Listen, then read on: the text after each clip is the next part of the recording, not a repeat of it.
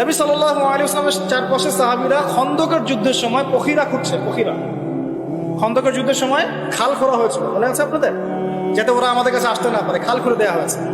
এই খাল খুঁড়তে আমাদের নবীজি নিজে বলেন নাই যে খাল খোঁড়ো তুমি, আবু বকর তুমি খোলো, ওমর তুমি খোঁড়ো, আলী তুমি খোঁড়ো, এটা নয়। তিনি নিজে নিজের লুঙ্গি বেঁধে নিয়ে এখানে খাল খুঁড়েছেন। নিজের পেটে খাবার নাই, পাথরও বেঁধেছেন। প্রচন্ড শীতের মধ্যে তিনি সেখানে উপস্থিত থেকে কাজ নিয়েছেন। বুঝাতে যাচ্ছি, নবী সাল্লাল্লাহু আলাইহি ওয়াসাল্লাম শুধুমাত্র কথা বলেই ক্ষান্ত হতেন না, নিজে করে দেখান। যে কোরআনের দাওয়াত তিনি মানুষকে দিচ্ছেন সেই কোরআন সারা রাত তিলাওয়াত করছেন। যে নামাজের দাওয়াত তিনি মানুষকে দিচ্ছেন সেই নামাজ পড়তে পড়তে তার পা ফুলে যাচ্ছে। এমন না যে নামাজ আপনারা পড়েন, আমি বললাম আমি পড়লাম, আমি বললাম তাহাজ্জুদ পড়েন, আমি পড়ি না, আমি বললাম আপনারা বেশি বেশি নামাজ পড়েন, আমি নিজেই পড়ি না, এমন নেতা তিনি ছিলেন না। এখন আপনি মিলান দেখে আশপাশে কথা কাজে মিল আছে এমন নেতা কোথায় পাবেন? কয়জন পাবেন? নিজেই খালি বলছি, মানুষকে নিজে করে দেখাচ্ছে কত। এরকম অসংখ্য এক্সাম্পল দেওয়া যাবে। নবী সাল্লাল্লাহু আলাইহি ওয়াসাল্লাম বদর যুদ্ধে নিজের সামন থেকে নেতৃত্ব দিয়েছেন।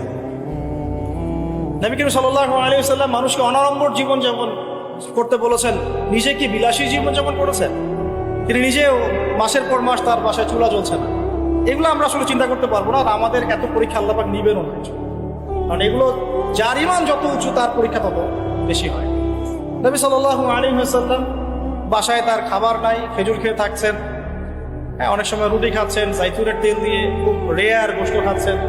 নবী হওয়ার পরে তিনি 3 দিন টানা পেট ভরে খান না। তার মানে কি তিনি শুধু নিজে বড় বড় কথা বলেছেন না, নিজেও সেটা আমল করে দেখিয়েছেন। খেয়াল করে দেখেন, নিজে মানুষকে খালি বলেননি তোমরা দান সদকা করো, বরং যেই তার কাছে হাত পাতত তাকেই তিনি দান করে দিতেন। দান করতে করতে করতে এমন একটা অবস্থা, ঘরে আয়েশা রাদিয়াল্লাহু আনহা থেকে শুরু করে অন্য স্ত্রীদের কারো ঘরে কোনো খাবার নাই। ঈদের দিন তার ঘরে খাবার নাই। আয়েশা রাদিয়াল্লাহু আনহা বলছেন যে ইয়া রাসূলুল্লাহ কিছু দিয়ে যান, আমরা ঈদের রান্না বান্না করব। নবীজি কিছু দিতে পারলেন না। সুবহানাল্লাহ সাল্লাল্লাহু আলাইহি ওয়াসাল্লাম তিনি চলে গেলেন ঈদের নামাজ পড়াতে। ঈদের নামাজ পড়িয়ে বাসায় এসে দেখলেন রান্না বান্না হচ্ছে, মাশাআল্লাহ সবার ঘরে রান্না হচ্ছে। তো তিনি জিজ্ঞাসা করলেন খাবার কোথেকে আসলো? তখন তার স্ত্রীরা বললেন, আম্মা জান যারা ছিলেন রাদিয়াল্লাহু আনহা, আয়েশা রাদিয়াল্লাহু আনহা সম্ভবত বলেছেন যে আপনি যখন চলে গিয়েছেন তখন উসমান বিন আফফান রাদিয়াল্লাহু আনহু তিনি প্রত্যেক স্ত্রীর ঘরে একটা করে উট পাঠিয়েছেন।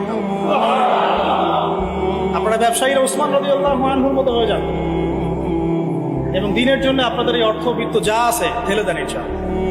যে ব্যক্তি দুনিয়া গোছাবে আল্লাহ পাক তার পরকাল গোছাবে, যে ব্যক্তি পরকাল গোছাবে আল্লাহ তার দুনিয়া গুছিয়ে দিবেন ইনশাআল্লাহ। আর আল্লাহর নবী সাল্লাল্লাহু আলাইহি ওয়াসাল্লাম এরপর কি করেছেন জানেন? হাত তুলে দোয়া করেছেন। দোয়াটা আমি মুখস্থ করে রেখেছি, কারণ আমার ছেলের নাম উসমান, ওকে দেখলে আদর করতে হবে, দোয়াটা যেন করা যায়। আল্লাহুম্মা সাহহিলিল হিসাবা আলা উসমান, আল্লাহুম্মা সাহহিলিল হিসাবা আলা উসমান। আল্লাহ তুমি উসমান রাদিয়াল্লাহু আনহুর একদম সহজ হিসেব নিয়ে গেল। এই জন্য উসমান রাদিয়াল্লাহু আনহুর হিসেব হবে 3 নাম্বার। প্রথমে আবু বকর সিদ্দিক, তারপর ওমর ইবনে খাত্তাব, তারপর উসমান ইবনে আফফান, এবং তিনি যাবেন বের হয়ে চলে আসবেন। হিসাব সহজ নাই। ওই যে দোয়া নবী সাল্লাল্লাহু আলাইহি ওয়াসাল্লাম করেছেন একদিনের আমল, এরকম লাইফ ছিল তার। নবী সাল্লাল্লাহু আলাইহি ওয়াসাল্লাম নিজে করে দেখাতেন, খালি বলেননি দান করো। আর আমরা মাশাআল্লাহ ওয়াজ মাহফিলে এসে দেখি যে দান উঠাচ্ছে। আপনি কত টাকা দান করেছেন? আপনি দেন 50, কে 50 দিবেন হাত তোলেন, বাস। আমি কিন্তু বলছি না আর বাস 50 দিল, কে 20 দিবেন, কে 20 দিল, কে 10 দিবেন, 10 দিন। লাস্টে দেখা যায় যে আস্তে আস্তে নোট কমতে থাকে, 1000, কে 500 দিবেন। শেষে বলে ভাই খুচরাগুলো দেই, ভাই খুচরাগুলো দেই, খুচরাগুলো দেই, ভাই খুচরাগুলো দেই। এই হচ্ছে অবস্থা। তো ওই হুজুর কয় টাকা দিয়েছে? নিজের দান কি? বুঝাতে যাচ্ছি, আল্লাহ নবী সাল্লাল্লাহু আলাইহি ওয়াসাল্লাম খালি কথার মানুষ ছিলেন না, নিজে কাজ করে দেখিয়েছে। আমরা নামাজ পড়তাম 5 ওয়াক্ত, পড়ি 5 ওয়াক্ত। আল্লাহ নবী সাল্লাল্লাহু আলাইহি ওয়াসাল্লাম নামাজ পড়তে 8 ওয়াক্ত। বলো কিভাবে? 5 ওয়াক্ত সালাত, তাহাজ্জুদ, এটাও একটা ওয়াক্ত ধরলাম আর কি। ইশরাক, চাশত, ইশরাক এবং চাশত, সালাতুদ দুহা, দেখ কয়টা হচ্ছে? 8টা হচ্ছে। এছাড়াও যখনই ওযু করতেন নামাজ পড়তেন, যখন সময় পেতেন নামাজ পড়তেন। তিলাওয়াত তিনি শুধু নিজেই করতেন এমন নয়, মানুষের তেলাওয়াত শুনতেন। আপনারা ওই হাদিস জানেন, তিরমিজিতে আছে, আব্দুল্লাহ ইবনে আব্বাস রাদিয়াল্লাহু আনহু তেলাওয়াত শুনতে শুনতে তার চোখ দিয়ে পানি হচ্ছে। তো বললে অনেক কথা বলা যাবে, মোট কথা হচ্ছে এমন একটা আমল নাই যেটা তিনি শুধু বলেছেন নিজে করেন। একদম তাসবিহ তাহলিল থেকে শুরু করে, জিকির আজকার থেকে শুরু করে জিহাদ দিন কায়েম পর্যন্ত শুধু বলেন নাই, করে দেখিয়েছেন। একটা আমলও তিনি শুধু বলেন নাই, করে দেখি। তার মানে আদর্শ নেতৃত্ব হতে হলে আমাদেরকে কথা শুধু বললেই হবে না, কাজ করে দেখাতে হবে। খালি বড় বড় গরম গরম রাজনৈতিক ভাষণ দিয়ে লাভ নেই, বরং কথা কাজ করে দেখাতে হবে। সমৃদ্ধি কাকে বলে, উন্নতি কাকে বলে, অগ্রগতি কাকে বলে, একটা নেশনের ডেভেলপমেন্ট কাকে বলে? শুধু মিলস, ইন্ডাস্ট্রিজ, ফ্যাক্টরিজ আর ফ্লাইওভার এগুলোর মানদণ্ড নয়। আপনি যদি ভুটানকে দেখেন, সেখানে এগুলো পাবেন না, আপনি ইন্ডাস্ট্রিয়াল রেভলিউশন পাবেন না, বাট তারা সুখী, হ্যাপি। তারা হ্যাপি, তারা কেউ না খেয়ে মরে, হ্যাপি। আমরা অনেক বড় বড় কথা বলি, অনেক কিছু বলি, আমি ওগুলো নিয়ে কনফ্লিক্টেও যেতে চাই না, তর্ক করতে যাচ্ছি না, কিন্তু আপনারাও জানেন ভালো করে এই কথা কাজে মিল নাই। এবং সত্যি কথা এটাই যে আমরা যা বলছি তা আসলে করছি না, আমরা খেয়ানত করছি। আল্লাহর কাছে জবাব দিতে হবে, আল্লাহর কাছে জবাব দিতেই হবে। যেই হোক না কেন উপরে, যেই আসুক না কেন, তাকেই আল্লাহ পাক জিজ্ঞাসা করবেন, পুরো নেশনের হিসেব তাকে দিতে হবে। এটা খুব ডিফিকাল্ট। আবু যর রাদিয়াল্লাহু আনহুকে নবীজি বলতেন, তুমি জীবনেও নেতৃত্ব চেয়ে নিও না, তোমাকে জোর করেও যদি দেওয়া হয়, তোমাকে এটা ছুরিবিহীন জবাই করে দেওয়া হচ্ছে, তোমাকে ছুরিবিহীন জবাই করে দেওয়া হচ্ছে। আমরা কত কত সমস্যা দেখবেন। এডুকেশন নিয়ে আপনাকে আল্লাহ পাক জিজ্ঞাসা করবেন, জাতিকে কি শিখিয়েছ? হ্যাঁ, ইসলামের খেদমত নিয়ে জিজ্ঞাসা করবেন, অর্থনীতি নিয়ে জিজ্ঞাসা করবেন, তোমার জাতিকে সুদমুক্ত করতে পেরেছিলে কিনা। আপনাকে আল্লাহ পাক জিজ্ঞাসা করেন প্রশাসনিক বিষয়গুলো নিয়ে, সততার সাথে প্রশাসন চালিয়েছ কিনা, না দুর্নীতি করেছ, কখনো ঘুষ খেয়েছিল কিনা, কখনো কি কলমের খোঁচায় কোনো মাজলুমকে শাস্তি দিয়েছ কিনা, কেউ জুলুম করে নাই তাকে শাস্তি দিয়েছ কিনা। এক একটা হিসেব না দিয়ে কেউ পার পাবে না। বিশ্বাস করেন, আমি যে এই যে ওসমান রাদিয়াল্লাহু আনহু হিসেবে কথাটা বললাম না, তার আগেও দুটো লাইন আছে হাদিসে। আবু বকর রাদিয়াল্লাহু আনহুকে আল্লাহ নবীজি বলবেন, তুমি সামনে যাও। আর আল্লাহ নবী সাল্লাল্লাহু আলাইহি ওয়াসাল্লাম সিজদায় পড়ে থাকবেন, আল্লাহ পাক তাকে যে তাসবিহ শিক্ষা দিবেন ওই সময় তিনি সেটা করবেন। ওটা আগেও কাউকে শিক্ষা দেন নাই, পরে কাউকে শিক্ষা দেন। এরপরে আল্লাহ পাক বলবেন যে তুমি মাথা ওঠাও, সাল তুতি, তুমি চাও তোমাকে দেওয়া হবে। নবীজি তখন চাইবেন ওই দোয়াটা যেটা তিনি দুনিয়াতে করেন নাই, আল্লাহ আমার উম্মত, আল্লাহ আমার উম্মত। হিসাব শুরু করো। হিসেব শুরু হওয়াটাই একটা চ্যালেঞ্জ, হিসেব শুরু না হওয়াটাই কিয়ামতের দিন আমাদের জন্য প্যানিক অবস্থা। হিসেব শুরু হওয়াটাই একটা বড় চ্যালেঞ্জ। ওইটা কেউ হিসেব শুরু করাতে পারবে না। আদম আলাইহিস সালাম পারবেন না, নূহ আলাইহিস সালাম পারবেন না, ঈসা ইবনে মারইয়াম, মূসা আলাইহিস কেউ পারবেন না। পরে আমাদের নবী সাল্লাল্লাহু আলাইহি ওয়াসাল্লাম এভাবে আল্লাহকে রিকোয়েস্ট করবেন, আল্লাহ হিসেবটা অন্তত শুরু করুন। তোমার বান্দারা কষ্টে, আজকে কষ্টে জর্জরিত। আবু বকর রাদিয়াল্লাহু আনহুকে আল্লাহ নবী বলবেন সামনে যাও। তিনি যেতে যেতে কান্নাকাটি শুরু করলেন, হাউমা করে কান্নাকাটি শুরু করে দিন, ইয়া রাসূলুল্লাহ, আমি তো অনেক পরে ইসলাম কবুল করেছি, সেই কত বছর বয়সে, আমি কিভাবে আগে হিসাব? আর আল্লাহ রাব্বুল আলামিন তাকে রহমতের পর্দা দিয়ে ঢেকে নিলেন। এবং বলা হচ্ছে যে আমাদের মুমিনদের উপরে আমভাবে নূর এবং রহমত দেওয়া হবে, কিন্তু আবু বকর সিদ্দিক রাদিয়াল্লাহু আনহুকে খাসভাবে নূর আর রহমত দেওয়া হচ্ছে। কারণ আল্লাহ নবী সাল্লাল্লাহু আলাইহি ওয়াসাল্লামকে খাস সাহায্য করেছেন আবু বকরকে। তারপর উমর রাদিয়াল্লাহু আনহুর পালা আসবে, উমর ইবনে খাত্তাব একইভাবে কান্নাকাটি করবেন।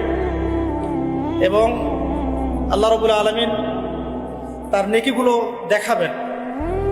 নবী সাল্লাল্লাহু আলাইহি ওয়াসাল্লাম বলেছেন যে কেউ যদি আসমানের সমস্ত তারাকে একত্রিত করে, ওর মিসাল আর উমর ইবনে খাত্তাবের নেকির মিসাল হবে। এরপরে ওসমান রাদিয়াল্লাহু আনহুর কথা তো বললামই।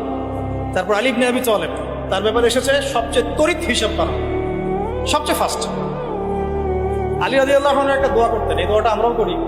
তিনি দোয়া করতেন যে আল্লাহ, আমি চাই না যে আমাকে শিশু বয়সেই, কিশোরে বা যৌবনকালেই কোনো একটা অঘটন হলো বা দিনের জন্য কোনো একভাবে আমার ইন্তেকাল হয়, এটা আমি পছন্দ করি না। এটা আলী রাদিয়াল্লাহু আনহু বলতেন। বরং আমি চাই দিনের জন্য আমি খেদমতের পর খেদমত করতে থাকি এবং কষ্টের পর কষ্ট সহ্য করতে থাকি এবং শেষে গিয়ে শাহাদাত লাভ করি। ঠিক আল্লাহ রাব্বুল আলামিন তাকে ওইভাবেই মৃত্যু দিয়েছে। যে আল্লাহ পাক সম্পর্কে মানুষ যে ধারণা রাখবো, আল্লাহ পাক তাকে সেটাই দিয়েছে। আমরা দোয়া করি আল্লাহ পাক আমাদের সবাইকে যেন তার ইবাদত করতে করতে দাড়ি সাদা করার তৌফিক দান করে এবং আল্লাহর রাস্তায় শাহাদাত দান করে। তো এখন আসুন, সম্ভাবনা আছে তো? সম্ভাবনা আছে। আমরা ওয়ার্ল্ড অ্যাফেয়ার্স ঘাটাঘাটি করছি, সমকালীন বিশ্ব সম্পর্কে খোঁজ খবর রাখছি। পরিস্থিতি কখন কোন দিকে কিভাবে মোড় নেবে কেউ জানে না। আজকে যা হয়েছে তা কি মানুষ জানতো, ভাবতে পেরেছিল এটা হতে পারে? বাইরেও এখন আপনি অনেককেই অনলাইনে পাবেন না, যাদেরকে অনেক লাভঝাপ করতে দেখেছেন, এরা এখন সব ঘুমটা দিয়ে গর্তে ডুবে যাবে, নাই কোনো কথা নাই, চুপ। বরং দেখবেন ইসরায়েলের পক্ষ নিয়ে কথা বলা শুরু করেছে, না হামাসের এটা উচিত হয় নাই, না এটা উচিত হয় নাই, এটা কেমন, আরো বেশি আগ্রাসন চালাবে। আরে ভাই, আগ্রাসন কি কম চালাচ্ছে নাকি এমনিতে? আমাদের একজন উস্তাদ এক কথা বলেন যে যদি প্রতিহত করা হয় তাহলে যে বিজয় হবে এটা নিশ্চিত না, কিন্তু প্রতিহত না করা হলে যে পরাজয় হবে এটা নিশ্চিত। তারা যদি প্রতিহত করে, এটা কি অপরাধ? বিগত 70 বছর থেকে যে তারা আমাদের মা বোনদেরকে মেরে ফেললো, বাচ্চাদেরকে বোম্বিং করলো, এটা কিছু না? তখনও তাকে পাওয়া যায় না। এখন একটু খুশি প্রকাশ করা বা অভিনন্দন জানানো বা আলহামদুলিল্লাহ পড়ার মতো ইমান দেখা যায় না। তো আহলুন নিফাক ওয়াল আহলুল ইমান পার্থক্য হয়ে যাচ্ছে, আপনারা বুঝে নেন, চিনে নেন, এটা আপনারা বুঝে নেন। আল্লাহ পাক আমাদের সবাইকে ইমানদারদের কাতারভুক্ত করুন। 3 নম্বর পয়েন্টটা খুব ইম্পর্টেন্ট এবং এটা খুব বড় আলোচনা ছিল, কিন্তু আমি সময় সংক্ষিপ্ততার কারণে শর্ট করলাম। আপনারা বুঝে নেন যে আল্লাহ নবী সাল্লাল্লাহু আলাইহি ওয়াসাল্লাম শুধুমাত্র এমন নবী ছিলেন না যিনি শুধু কথা বলে ক্ষান্ত হতেন, দাওয়াত দিয়ে ক্ষান্ত হতেন, বরং নিজে সবকিছুর উপর সর্বাগ্রে আমল করে দেন। 4, নবী সাল্লাল্লাহু আলাইহি ওয়াসাল্লাম তার অনুসারীদের কারো সাথে, ভালো করে শোনেন, আল্লাহ নবী সাল্লাল্লাহু আলাইহি ওয়াসাল্লাম তার অনুসারীদের কারো সাথে কখনো খারাপ ব্যবহার করতেন। মানে সূরা আলী ইমরানের একটা আয়াত আছে, এক গাড়িতে আস্তে আস্তে ভাইয়ের সাথে আয়াতটা নিয়ে কথা হচ্ছিল, আপনারা পড়ে দেখবেন। সূরা আলী ইমরানের একটা আয়াত আছে, ফাবিমা রাহমাতিন মিনাল্লাহি লিনতা লাহুম, এটা আল্লাহ পাকের রহমত যে তুমি তোমার অনুসারীদের সাহাবীদের প্রতি কোমল হয়েছে, দয়ালু হয়েছে। এমনিতেই তিনি রাহমাতাল লিল আলামিন, এমনিতেই তিনি সবার উপরে দয়া করেন। তার উপরে তার অনুসারী যখন, মানে সাহাবায়ে কেরাম, তার ফলোয়ার্স, তাদের প্রতি তিনি ছিলেন লিনতা লাহুম, খুবই নরম কোমল নম্র। তুমি যদি তাদের প্রতি কঠোর হতে, মানে তুমি যদি অনুসারীদের প্রতি খুব কঠোর হতে, রূঢ় স্বভাবের হতে, তোমার কাছ থেকে তারা সরে চলে। একটু খেয়াল করে দেখেন, আমরা যারা ধর্মতাত্ত্বিক নেতৃত্বই দিচ্ছি বা অন্য জায়গায় দিচ্ছি, আমরা একটু কঠোরতা বেশি আরোপ করি না? কঠোরতা, বকাঝকা করা, গালিগালাজ করা, ইজ্জত হানি করা, যাকে তাকে ধুয়ে দেওয়া অনলাইনে একদম, হ্যাঁ, মানে যার তার বেইজ্জত করা, এটা আমরা বেশি করি। এই কারণে আপনার কাছে কেউ যাচ্ছে না, এই কারণেই আপনার কাছ পর্যন্ত কেউ যাবে না, বিকজ আপনার কাছে সে তো সেই ভালোবাসা পায় নাই। আবার আমরা এমন মানুষ পেয়েছি যারা এগুলোকে ভুলে গিয়ে সবাইকে বুকে টেনেও নিতে পারে, এমনও মানুষের উম্মতে আছে আলহামদুলিল্লাহ। কিন্তু সফল নেতৃত্বের গুণাবলী হতে হলে এখানে আমাদেরকে লিনতা লাহুম এই স্বভাবটা থাকতে হবে, যে আমরা যেন অনুসারীদের প্রতি নরম হই। কারণ আমরা তো 1400 বছর পরের জেনারেশন, মানে আমাদের মধ্যে কেউই পিউরিফাইড না। আমাদের মধ্যে না সেই নববী যুগের কোনো নেতা আছে, আর না নববী যুগের কোনো অনুসারী আছে। তাহলে আমাদের ক্ষেত্রে কত সবরের দরকার সেটা আমাদেরকে ভাবতে হবে। তিনি ছিলেন নরম, কোমল, দয়ালু, এবং তিনি কাউকে কারোর সামনে বেইজ্জত করতেন না। আমি তো একটা মিসাল দিচ্ছি আপনাকে। একজন ব্যক্তি এসে মসজিদ ঢুকে বেদুইন, সে তো জানে না, কালচার না, সে আনকালচার, কারণ সে তো মরুভূমির ওই দূর প্রান্ত থেকে আসছে, সেখানে সেভাবেই করে ইস্তেঞ্জা, সে মসজিদের কর্নারে ইস্তেঞ্জা করে দিচ্ছে। আমাদের এখানে কেউ যদি মসজিদ ইস্তেঞ্জা করে, আপনি কি করবেন? স্বাভাবিক এই কাজই করবো আমরা। সাহাবীরা কিন্তু তেরে গিয়েছিলেন। তখন আল্লাহ নবী সাল্লাল্লাহু আলাইহি ওয়াসাল্লাম কি বলছেন? তিনি বলছেন, হে আমার সাহাবীরা, পানি নিয়ে এসে এখানে পানি দিয়ে দাও। তো এই যে সাহাবীরা, হে আমার সাহাবীরা, পানি এনে পানি দিয়ে দাও, এই সাহাবীদের মধ্যে কিন্তু আবু বকর, ওমর, ওসমান, আলী তারাও ছিলেন রাদিয়াল্লাহু আনহুম আজমাইন। একজন সাহাবীর এক পাল্লায় রাখা হলে আর এখনকার বিশ্বের সমস্ত মানুষকে আরেক পাল্লায় রাখা হলে আমরা কিন্তু মিলাতে পারবো না। সেই সাহাবী থেকে নবীজি বললেন, পানি এনে পানি দিয়ে দাও। এটাকে বলে টিচার, আদর্শ টিচার। আদর্শ টিচার কেমন হয়? এরপরে সেই বেদুইন হাত তুলে দোয়া করছে, আল্লাহ তুমি আমাকে মাফ করো আর মুহাম্মদকে মাফ করে দাও, ব্যাস। আল্লাহ তুমি আমাকে মাফ করো, মুহাম্মদকে মাফ করো, আর কাউকে না। তখন নবী সাল্লাল্লাহু আলাইহি ওয়াসাল্লাম গিয়ে বললেন, তুমি দোয়া কেন সংক্ষিপ্ত করলা, দোয়াকে প্রশস্ত করো। তারপর তিনি দোয়া করলেন, আল্লাহ আমাদের সবাইকে মাফ। মানে তার খারাপ লেগেছে, আমাকে এভাবে তেরে আসলো কেন। আর একদিন তিনি নামাজ পড়ছেন, পিছনে একজন সাহাবী নবী সাল্লাল্লাহু আলাইহি ওয়াসাল্লাম তিলাওয়াত করছেন, উনিও জোরে জোরে তিলাওয়াত করছেন।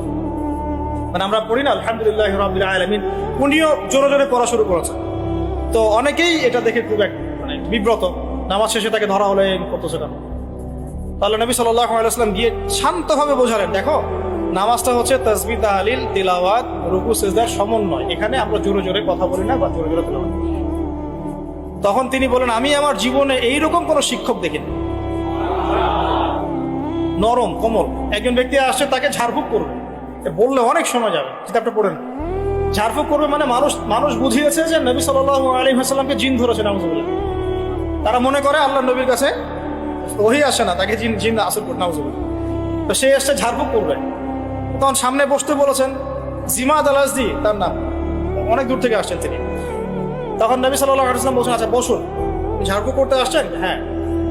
তো কথা শুরু করার আগে তিনি বলছেন, ইন্নাল হামদুলিল্লাহ নাহমাদুহু ওয়া নাস্তাঈনুহু মান ইয়াহদিহিল্লাহু ফালা মুদিল্লা লাহু ওয়া মান ইউদ্লিল ফালা হাদিয়া লাহু ওয়া আশহাদু আল লা ইলাহা ইল্লাল্লাহ ওয়া আশহাদু আন্না মুহাম্মাদান আবদুহু ওয়া রাসূলুহু। এটা বললেন জিমাদ আল আজদি, তিনি বলছেন কি বললেন আরেকবার বলেন দেখি। আরো একবার বললেন, কি বললেন আরেকবার বলেন দেখি, আরো একবার বললেন। তখন জিমাদ আল আজদি বলছেন যে আল্লাহর কসম, আমি তো এসেছিলাম আপনাকে ঝাড়ফুঁক করার জন্য, কসম আল্লাহর, আপনি যে কথাগুলো বললেন মনে হচ্ছে এগুলো সাগরের গভীর থেকে উঠে আসছে। কারণ আমি জীবনে অনেক মানুষকে ঝাড়ফুঁক করেছি, অনেক পাগল সারিয়েছি, এরকম কালাম জীবনে আমি শুনি। মানুষ এভাবে ইসলাম পেয়েছে তার কাছে, এভাবে। সুবহানাল্লাহ, মানে এগুলো বলে আসলে ব্যাখ্যাও আমি করতে পারছি না। খালিদ বিন ওয়ালিদ রাদিয়াল্লাহু আনহু নাম শুনেছেন? ইসলামের এগেইনস্টে তিনি যুদ্ধ করেছেন, উহুদের যুদ্ধ, ইসলামের এগেইনস্টে। এবং উমরা, যে হুদায়বিয়ার পরের যে উমরা, তার আগ পর্যন্ত তিনি কিন্তু ইসলাম কবুল করেন নাই। উমরা করতে এসে নবী সাল্লাল্লাহু আলাইহি ওয়াসাল্লাম বলেছিলেন, একটা চিরকুটে লিখে দিয়েছেন, খালি একজনকে তার লিখিয়েছেন যে কতই না ভালো হতো যদি খালিদ তুমি ইসলাম কবুল করতে, এতটুকু। তার ভাই এই চিঠিটা তাকে পৌঁছে দিয়েছেন। এই একটা সেন্টেন্স খালিদ রাদিয়াল্লাহু আনহুর কলিজার মধ্যে এমন প্রভাব বিস্তার করেছে, নিজের পায়ে হেঁটে গিয়ে মদিনায় ইসলাম কবুল করেছে।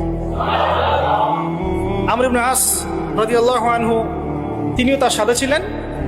আর আমর ইবনে আস রাদিয়াল্লাহু আনহু যখন বলছেন যে ইয়া রাসূলুল্লাহ, আমরা ইসলাম কবুল করতে আসছি, আমরা অনেক গুনাহ করে ফেলেছি জীবনে আপনার বিরুদ্ধাচরণ করে, আল্লাহর কাছে দোয়া করেন আমাদেরকে যেন মাফ করে দেন। এভাবে তার ব্যবহার দিয়ে, তার চরিত্র দিয়ে, তার নম্রতা দিয়ে মানুষ ইসলামের প্রতি আকৃষ্ট হয়েছে।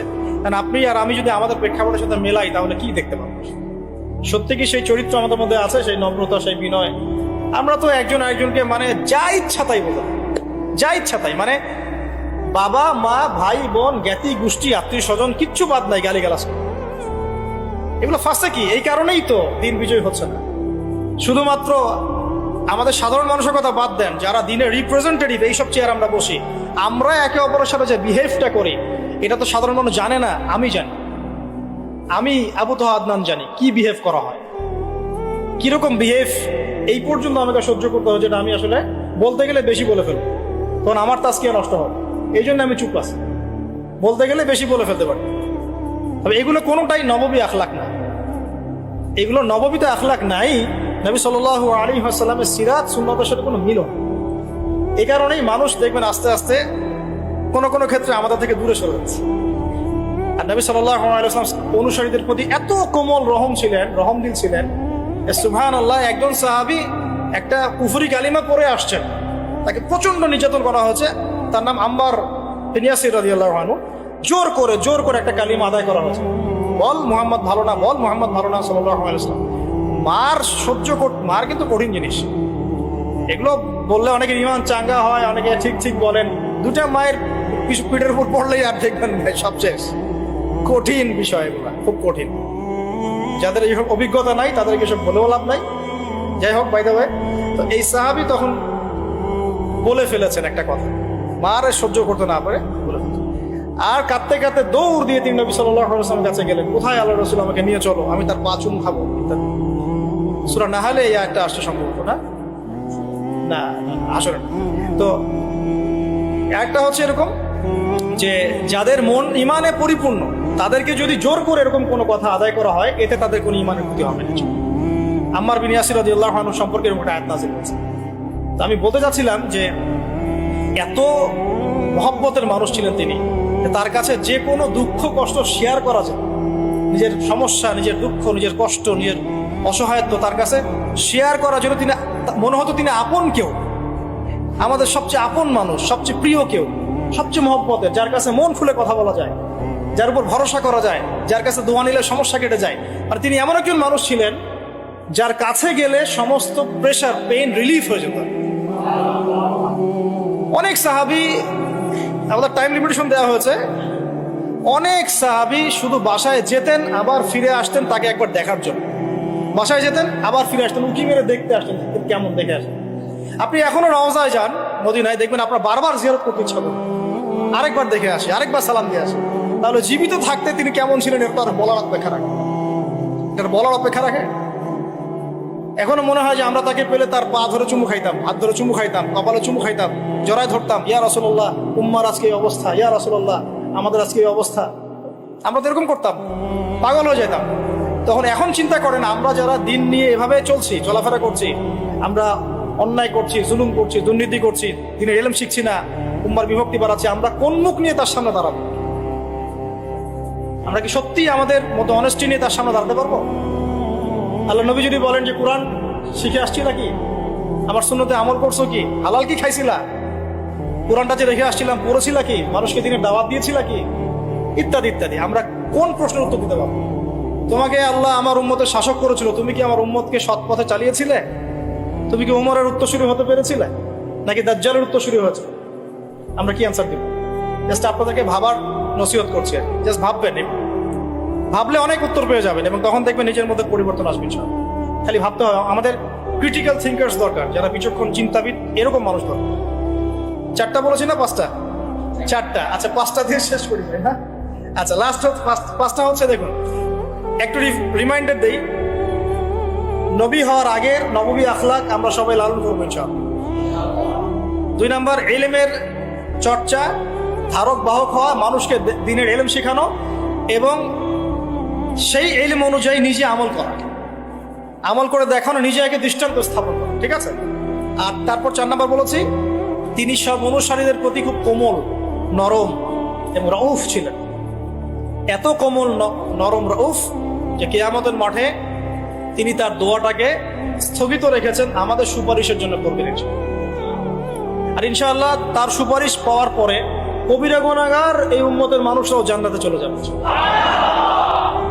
ইনশাআল্লাহ। কবিরা গুনাহ করলেও এই উম্মতের মানুষরা জান্নাতে যেতে পারবে ইনশাআল্লাহ, যদি তাদের কালিমা তাওহীদটা ঠিক থাকে, ঠিক আছে? তো 5 নাম্বারটা দিই, যে শেষ করে দিই, সেটা হলো তিনি অনুসারীদেরকে ঐক্যবদ্ধ রাখতে বদ্ধপরিকর থাকতেন। অনুসারীদের মাঝে কোন রকম বিশৃঙ্খলা, বিভক্তি যেন সৃষ্টি না হয়, এরকম সফল নেতা ছিলেন মুহাম্মদ সাল্লাল্লাহু আলাইহি ওয়াসাল্লাম। কারণ আপনি যখনই বিভক্তির দিকে চলে যাবেন, কোনোভাবেই আর এই জাতিটাকে নিয়ে আপনি বিজয় অর্জন করতে পারবেন। তো খেয়াল করে দেখেন, না এখানে না নবী সাল্লাল্লাহু আলাইহি ওয়াসাল্লামের সময় কোন আনসার মুহাজির বিভক্তি ছিল, দলাদলি ছিল। একদিন খালি একটু কনফ্লিক্ট হয়ে গেছে মদিনায়, তাই না?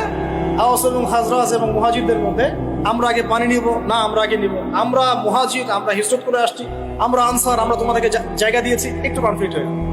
নবী সাল্লাল্লাহু আলাইহি ওয়াসাল্লাম চেহারা লাল হয়ে গেছে, তার রাগ হলে তার চেহারা লাল হয়েছে, গিয়ে বলেন, আমি বেঁচে আছি, বেঁচে থাকা অবস্থায় তোমরা এই কাজ করছো? আর আমরা এখন নিজেরাই এই উম্মাটাকে 1000টা দলে ভাগ করবো। আর এই বিভক্তির কারণে আপনি বাংলার মাটিতে দিন কায়েম করতে পারবেন না। আপনি 100 বছর চেষ্টা করেন, পারবেন না ইনশাআল্লাহ। বললেন আবার ইনশাআল্লাহ বললেন কেন? কারণ আমি জানি তো পারবেন না, আমি কনফিডেন্ট আমার কথায়। একটা বিভক্ত উম্মা দিয়ে কখনো আপনি ইসলামী হুকুমত, খেলাফত কিছু কায়েম করবেন যতক্ষণ না আপনি ইউনাইটেড হচ্ছেন। এবং ইউনাইটেড সবাইকে হতে হবে, নট নেসেসারি। যারা হকপন্থী তাদেরকে হতে হবে, যারা বাতিলপন্থী, পাক্কা মুশরিক, পাক্কা বেদাতি, বাদ দেন ওদের কথা। যারা হকপন্থী অ্যাটলিস্ট তারা তো এক জায়গায় বসবে, একটা টেবিলে বসবে। এই টেবিলে বসাতেই পারবেন না আপনি। এই টেবিলে বসাতে গেলে দেখবেন কত প্রতিবন্ধকতা। অমুক মাহফিলে থাকলে আমি ওয়াজ করবো না, তমুক বই লিখলে আমি লিখবো না, অমুকের বই ছাপাইছো কেন, আমারটা ছাপানো যাবে না। সুবহানাল্লাহ, মনটা যে কত সংকীর্ণ আমাদের এখন পর্যন্ত। আল্লাহ পাক আমাদেরকে এটা বোঝার তৌফিক। আল্লাহ নবী সাল্লাল্লাহু আলাইহি ওয়াসাল্লাম অনুসারীদের মধ্যে খুব ইউনিটি বজায় রাখতেন, কোনোভাবেই যেন তাদের মধ্যে কোনো রকম বিশৃঙ্খলা না সৃষ্টি হয়। আর এটা বজায় রাখার স্বার্থে তিনি অনেক সময় কেউ অপরাধ করলেও এটাকে পাশ কাটিয়ে এড়িয়ে যেতেন, কারণ নাম ধরে সরাসরি তাকে আঘাত করতেন না, বরং মিম্বরে উঠে বলতেন কিছু কিছু মানুষ এই কাজ করছে, এই কাজগুলো করা ঠিক নয়, কাউকে আঘাত করতে না সরাসরি। একজন সাহাবীর নাম জানেন, হাতেব ইবনে আবি বালতা, নাম শুনেছেন আপনি? সাহাবী বদর যুদ্ধ করেছেন রাদিয়াল্লাহু আনহু। নবী সাল্লাল্লাহু আলাইহি ওয়াসাল্লাম মক্কা অভিযান পরিচালনা করবেন, এটা গোপন একটা চিঠিতে লেখা আছে, কিন্তু কেউ জানে না। আর আল্লাহ নবী ডিপ্লোমেসি নিয়ে আমি কালকে কথা বলবো ইনশাআল্লাহ। তিনি অনেক বিচক্ষণ একজন মানুষ ছিলেন, অনেক ডিপ্লোম্যাটিক ছিলেন। তিনি কাউকে জানতে দেন নাই, বুঝতে দেন নাই যে মক্কা আমরা আক্রমণ করতে যাচ্ছি। ঠিক আছে? তো একটা চিঠির মধ্যে হাতেব ইবনে আবি বালতা তিনি লিখে দিয়েছেন মক্কায় তার পরিবার আছে, যে এরকম আক্রমণ হতে পারে, তোমরা একটু সাবধানে, বুঝেন না কথা। তো এখন এই চিঠিটা একটা মেয়েকে দিয়ে পাঠিয়ে দেওয়া হচ্ছে। তো জিবরাইল আলাইহিস সালাম এসে তো খবর দিয়ে দিয়েছেন আল্লাহ নবী, সুবহানাল্লাহ। এবার আল্লাহ নবী সাল্লাল্লাহু আলাইহি ওয়াসাল্লাম আলী রাদিয়াল্লাহু আনহুকে বলছে, যাও ওই যে ওইখানে একটা মহিলা পাবা, ওকে ধরবা, যদি ও না দেয়, স্বেচ্ছায় না দেয়, ওর কাপড় খুলে হলো ওকে ওটা বের করো। প্রয়োজনে এরকম ইনিশিয়েটিভ নেওয়া যায় আছে শরীয়তে। আলী ইবনে আবি তালেব গিয়ে বলছেন যে দাও, চিঠি দাও। হাতেব ইবনে আবি বালতা চিঠি দাও। সে বলছে নাই, আমার কাছে চিঠি নাই। বলে চিঠি না দিলে কিন্তু এখানে তোমাকে নগ্ন করে একদম বের করবো সবকিছু। তো ভয়ে সে চিঠি দিয়ে দিয়েছে। তো এখন এই যে আপনার একটা অপরাধ কিনা, এটা রাষ্ট্রীয় অপরাধ কিনা, এটা আপনি রাষ্ট্রীয় সেন্সে চিন্তা করেন, একটা অপরাধ না? একটা গোপন তথ্য আপনি আগে নথিপত্র ফাঁস করলেন কেন? যে বলে না গোপন নথিপত্র ফাঁস হয়ে গেছে, নেগেটিভ কথা বলা শুরু করলো, যা রাসূলুল্লাহ তাকে শাস্তি দেওয়া দরকার, তাকে এই করা দরকার, সেই করা দরকার। এর মধ্যে উমর রাদিয়াল্লাহু আনহু ছিলেন, এবং তো অগ্রগামী এগুলো। নবীজি বললেন না, সে আমাদের একজন, এবং সে একজন বদরি সাহাবী। আর তুমি কি জানো না, যারা বদরের যুদ্ধ করেছে তাদের সব আগের পিছের গুনাহ মাফ হয়ে গেছে। তো আল্লাহ নবী কিন্তু তাকে ধমক দিতে পারতেন। আমরা হলে কি করতাম? এত বড় একটা অভিযান চালাবো, তুমি এই কথা আগে বলে দিলে কেন? কিচ্ছু বললেন, বরং সমস্যাটাকে সলভ করলেন। আর হাতেব ইবনে আবি বালতা নিজেই বুঝতে পারলেন, ইস্তেগফার করতে লাগলেন। বরং তিনি কি করেছেন? তিনি সারা জীবন দোয়া করেছেন, আল্লাহ আমি যে সেদিন একটা অপরাধ করে ফেলেছিলাম, আল্লাহ আমাকে শাহাদাতের মৃত্যু দিও, যাতে করে আমার এই ঋণটা শোধ হয়ে যায়। আল্লাহ পাক তাকে সেই মৃত্যুই দিয়েছেন। তিনি অনুসারীদের মাঝে ঐক্য রক্ষা করতেন, কাউকে অপদস্থ করতেন না, গালিমন্দ করতেন না, কারো দোষ সবার সামনে উন্মোচন করতেন না। আমাদের মধ্যে অনুসারী নেতা কারো মধ্যে এই নববী আখলাকটা নাই। আল্লাহ রাব্বুল আলামিন আমাদের সবাইকে এই নববী আখলাকগুলো অর্জন করার তৌফিক দান করুন।